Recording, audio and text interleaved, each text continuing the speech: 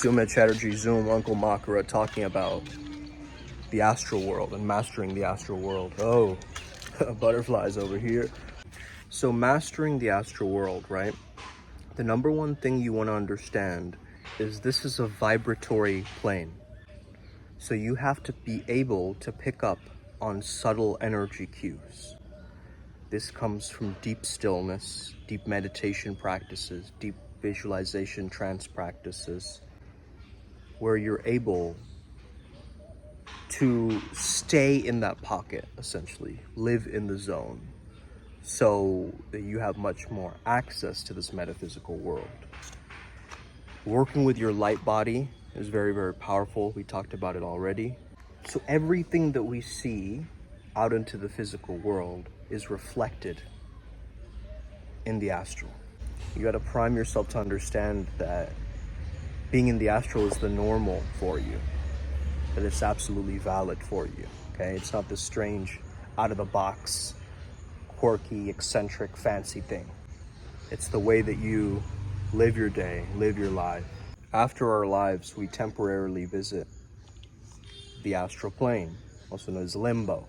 So what's interesting is that the astral plane doesn't have many limitations. I mean, Yogananda suggests that in the astral, our thoughts are quite immediate, right? So that's why it's so important to stay conscious when you're in the astral, because you might go to lower astral places, mid astral places, high astral places, and so forth. You see, everything in the astral world is just vibrations of light. Miracles are commonplace in the astral. This works by these ascended masters understanding that they can weave the fabric of the astral world to change this physical world. So they look at it like a blueprint or a template version of reality, which is very, very powerful to think of, right? Like this invisible substrate that we all learn from. Because in the astral your thoughts are quite immediate, it's very important to hold very vivid and clear imaginations and visualizations while you are there, okay? Because you are actually morphing and impacting this physical world. So we might be unknowingly powered by this invisible energy, right? Because we are accessing it through perhaps going to sleep at night, and you're going floating away to certain dream realms. You might be noticing quite a similar aspect of this. So you could even think of the astral as like this key towards a greater awareness. Look behind me, there's a stupa. I'm in Varanasi right now, in Sarnath. This is day one of this spiritual retreat that my father is hosting. And I wanted to talk to you guys about the astral world, okay? Mastering the astral world. As adepts, we've been able to astral journey. We've learned a lot about hemisync technology and tried it there. But also there's many different ways, many different visualizations that I've got from my guides that really help for you to understand this. So first of all, you want to understand this like this hidden invisible world, right? It's this substrate world, a blueprint reality, whereas our human laws of time, of space, of gravity, they don't function, right? And it's depending on your thoughts and your imagination levels that you can access the astral and also access miracle powers. Like how is it that Jesus or Buddha or these ascended masters could heal the sick or walk on water or teleport and be in multiple places at once? They were able to manipulate the astral light, the energy of the astral, that substrate. They changed that to then morph this physical reality, okay? So these masters are working with light and they're working with astral light, okay? And that's how they're able to tap in at such a high frequency. Now, it's also depending on our karma, okay? So our karma sets up for us that we have a very specific way of functioning in this physical world. And, depending on whether your life's karma, that you will start to, in your afterlife, go to either the astral realms in the lower plane and middle plane or higher plane. But even if you're journeying in the astral, your thoughts are going to really determine where you go with this astral travel, right?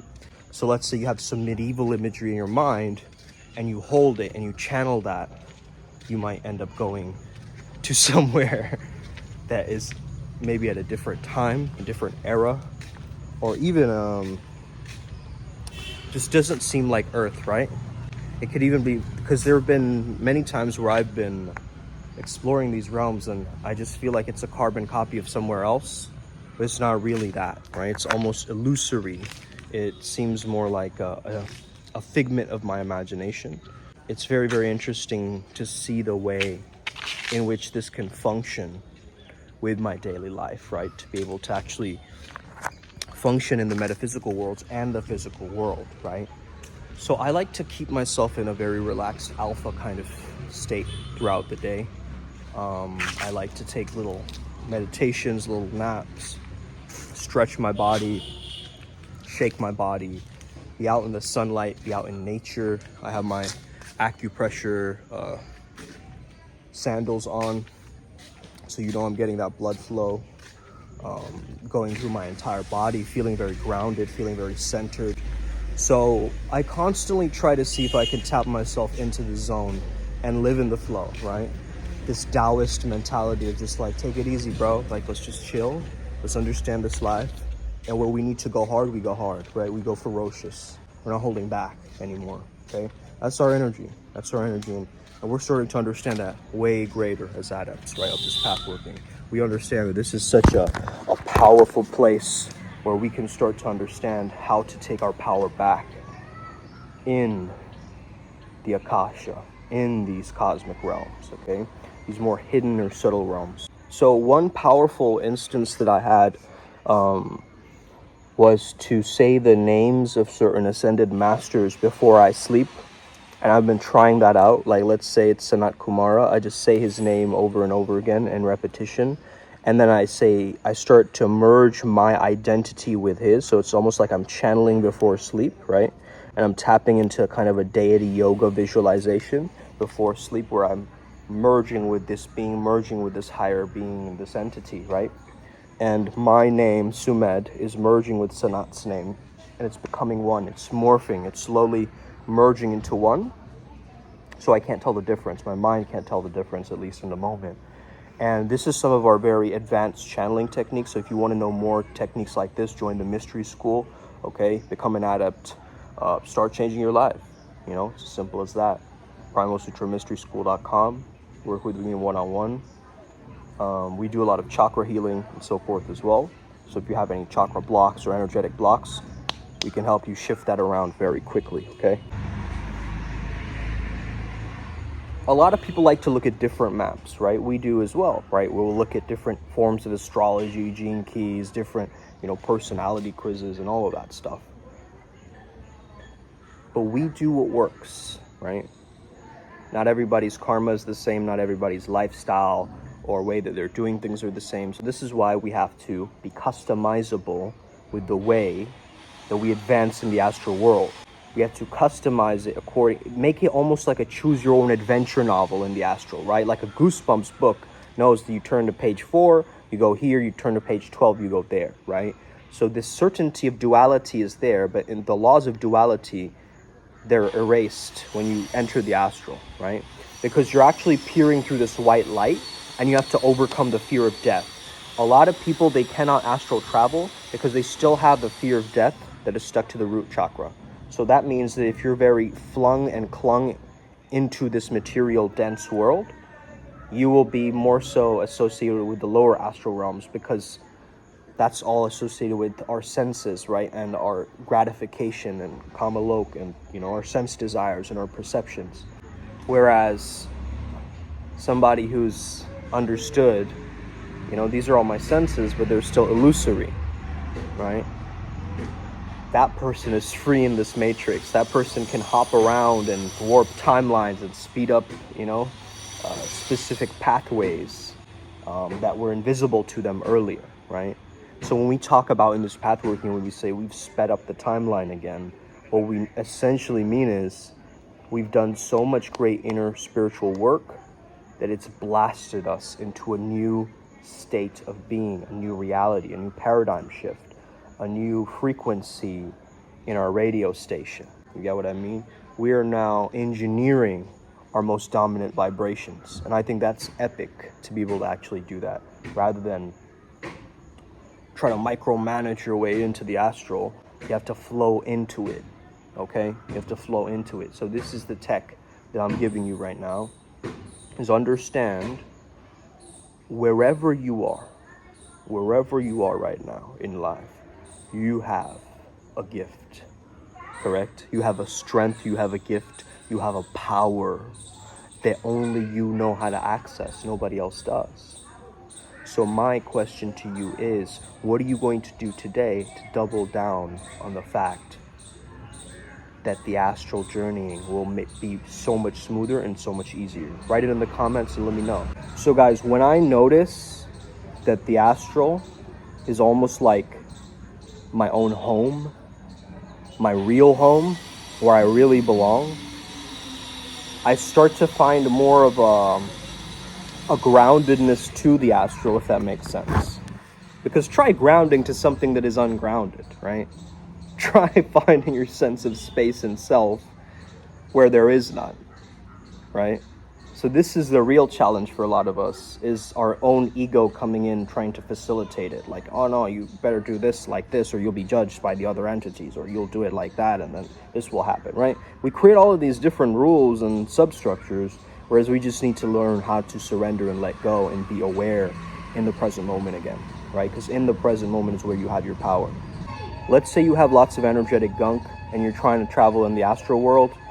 The energetic gunk that you have, all the projections that you're going to be throwing out there, are going to be reflected back towards you.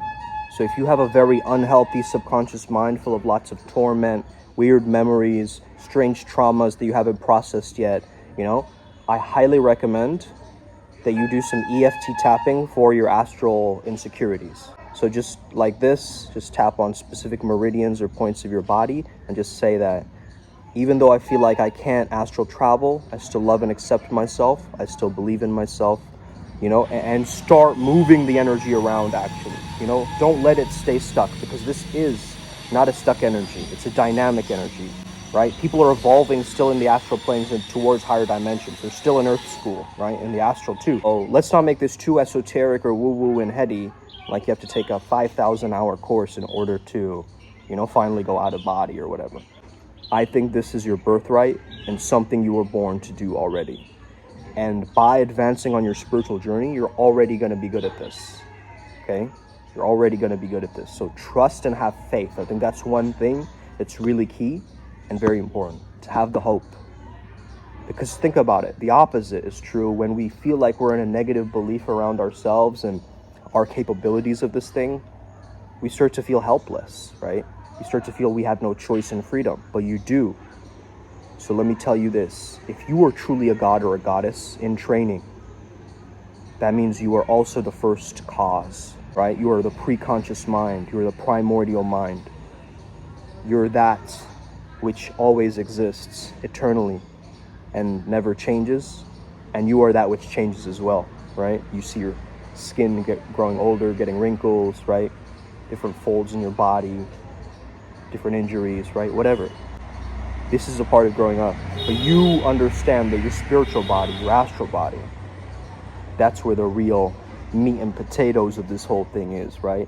That's where the clockwork starts to shift around and our spiritual journeys become so enriching and vivid and powerfully extravagant. Osa, have an incredible day. May the flow be with you. And stay legendary, okay? We'll be back tomorrow. I'll see if I can live stream from my room. If not, let's get it. May we never be the same again.